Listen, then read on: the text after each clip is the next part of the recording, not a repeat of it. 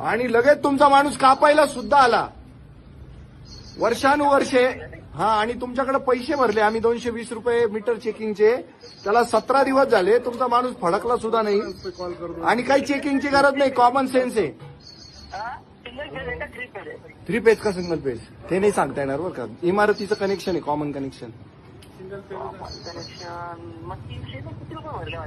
नाही काय हे तुमच्या त्या बिलात ऐका ना बिलाची कॉपी ना तुमच्याकडे आलेली, तिला लगातार 12 महिने ना बरोबर 2700, 3000, 3200 या रेंजमध्ये बिल आहे. आणि डायरेक्ट बार इतका मोठा झालाय का 40,000. मी तुमच्या कार्यालयात उभा आहे.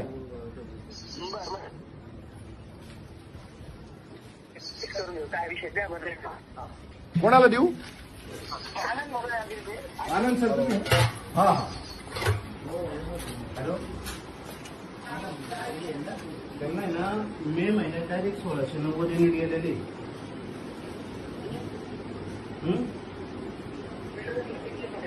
सिंगल पेज हो, पण नंतर आहे ना साहेब, नंतर नॉर्मल झालेलं आहे. बरोबर जून मध्ये 350 रेग्युलर जसं येत होतं त्यांचं. त्यांना तेच बोललो टेस्टिंग करायचं. त्यांनी भरलेले 220 रुपये टेस्टिंगची फी HPL.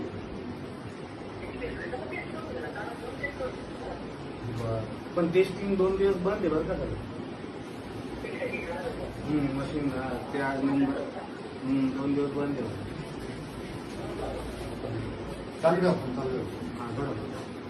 सोनार सर, मला काय सांगायचं आहे की सगळ्या महिन्यांना आहे ना एकदम कॉमन बिल आहे आणि एकाच याला बार इतका मोठा होऊन गेलेला आहे ना, कारण वापर तोच आहे, बिल्डिंग तीच, माणसं तेच, सगळं तेच. काय होईल एखाद्या वेळेला आहे ना, एखादा माणूस आहे ना आत्महत्या तरी करेल किंवा हार्ट अटॅकने मरून तरी जाईल. असे एवढे धोकेदायक कामं नाही व्हायला पाहिजे हो सर. आणि तो कोण HPCL काय भानगड आहे, कोणाचं ते मीटर आहे ना, तर त्या कंपनीला सरळ करणं जरूर.